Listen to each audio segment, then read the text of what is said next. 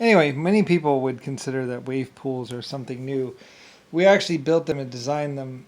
We've actually had them since about 1200 or 1800 or so. And Germany built some very big wave pools and other things like that.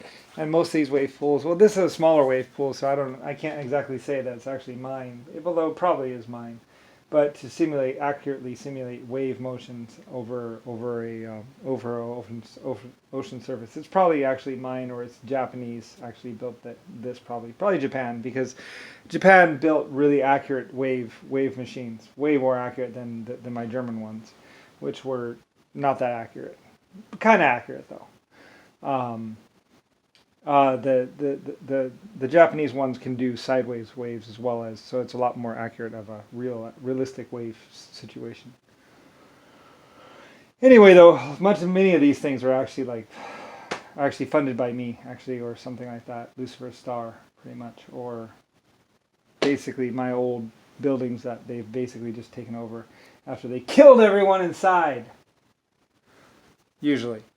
So anyway, kind of frustrating. Sorry, I'm a little frustrated about that.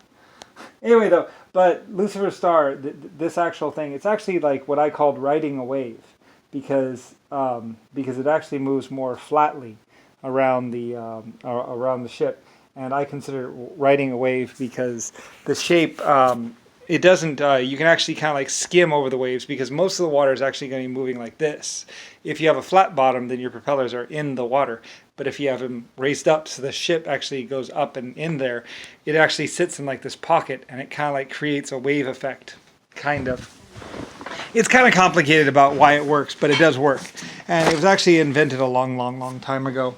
Um, and and basically, pretty much the way it works is basically it the propellers. The Titanic was kind of based on the same thing too, but basically the ship.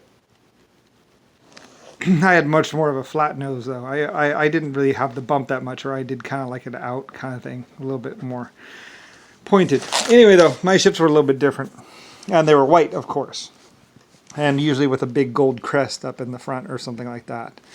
But anyway, the point is that basically as the water comes along like this underneath, most of the water can just pass underneath it.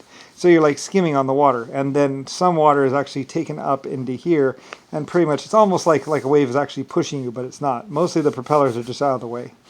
Anyway, so um, anyway, all that was Lucifer Star actually, and built. Actually, most of the stuff was actually researched like a long time ago. And eventually, I'm just like declassify it, I guess, so anyone can build it. And besides, it's all White Star Line stuff, and Germany mostly, and then little children that follow along behind. So anyway, yeah. But there's other stuff I wanted to talk about. Somewhere around 1812 or 1900, uh, a lot of people wanted to jump ahead of the great LS, Lucifer Star, and they wanted to create these little pancakes, basically.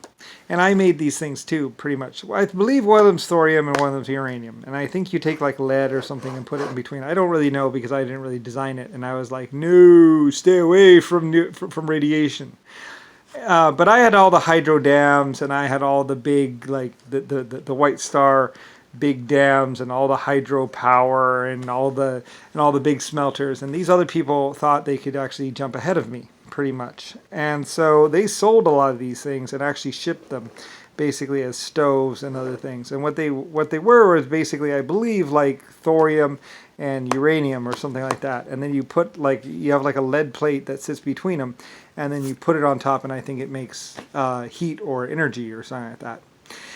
Anyway, though, very dangerous and actually kind of a bad idea, because it causes irradiation. And a lot of people said it's safe, it's safe, it's safe, and I said it can't be safe. You can't know that. Blah blah blah blah blah.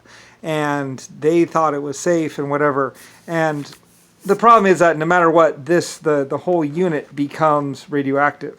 I believe they had like a little plus-shaped thing on top. Oops, a little handle, whatever, and a little donut round thing. and they were generators and stuff like that. We built them, but they were only for military use because basically they were really unsafe and would cause radiation every time you undid them to refuel them, which was like every. They're supposed to last 30 years, but I think they only lasted like a year or 2 years or something like that, or 6 months before they needed to be changed out. The lead plate would go bad, would deteriorate over time, of creating heat or power or whatever. I don't really know much about them because I didn't really design them or want to have anything to do with them. And in the end, I didn't really. And you could see them with the little spiral. They were on these little wheels that were spiral. They used my spiral wheels to have them. They had little spiral spoked wheels and stuff like that. And later on, they changed over to just normal spoked wheels. No one really wanted to build them, and they were really dangerous, of course, because they caused radiation, and they eventually became very, very radioactive themselves. But they provided power and all kinds of stuff. But they were very, very, very, very cute little guys. And they were used, but they were very dangerous. Like I said, if you weren't wearing a containment suit and all that other stuff, you would basically be irradiating yourself forever. And it was very dangerous. Anyway, but somebody wanted to jump ahead of the great LS and rush the building of them, and also rush the releasing of them to the public, and rush the sales of them. And of course, I believe they were all returned or basically caused the owners of them to die. So anyway, very dangerous generators, basically. So anyway, there's lots of stuff, where people were going to get the jump on old LS and basically have me eating soup out of a can, pretty much, instead of being rich and on top. Although I was technically a computer, so, well, I was never eating soup. Anyway, whatever, it doesn't really matter. But, and, the thruster mounted things, they kind of work and they're kind of cool and everything. It's just that the gear ratios and the gearing set up to make them work is so complicated that you might as well just have a thruster basin next to them and just do straight drive shafts through. They're not really appreciably better than what's it called. The only thing good about them is that sometimes you can worry about sealing less. But then again, there's oil and all that other stuff, so you have to seal it anyway. There's lots of issues. Realistically, the straight line drive and just having thruster and steam. We used to use a lot of steam work. That the Titanic actually had ships that were being made to have steam thrusters, basically. Basically, steam would run pumps and would thrust from the side and all that stuff. It's just that we were more steam orientated than the electrical power because, we had tons of it and lots of pressure, so we could do steam shunting to the thrusters and all that stuff. The Titanic, I don't think, had thruster ports on it, but some of the later ships did have steam thrusting motors that would run on steam, basically you just shunt it and it go, and all that kind of stuff. So we didn't do so much electrical power because electricity was unreliable and usually would break down or something like that. Steam actually worked a little bit better for a lot of the heavy duty uses and stuff like that. Nowadays motors are a little more efficient and all that, but I like steam. And so anyway, yeah. So we built a lot of ships ourselves, LC and LS. And it wasn't until the war that my shipyards started getting taken over by other people that I stopped building ships. But you really couldn't get beyond my shipyards because we were basically everywhere. And a lot of these dry docks, they were built hundreds of years ago and they're still in use today because they're pretty simple things. It's basically just a hole in the ground and you fill it with water. So I still technically own the land, I guess, or something like that. Anyway, a lot of people tried to do eminent domain and basically, we need it because of the war. But it's like, well, your war doesn't involve my dry docks, so hands off, and stuff like that. And basically, they ended up getting in an Irish battle between my Irish workers and basically that were employed at my shipyards and basically, the people that came to take them over. So anyway, it gets all complicated and really annoying, and I'm like, ugh.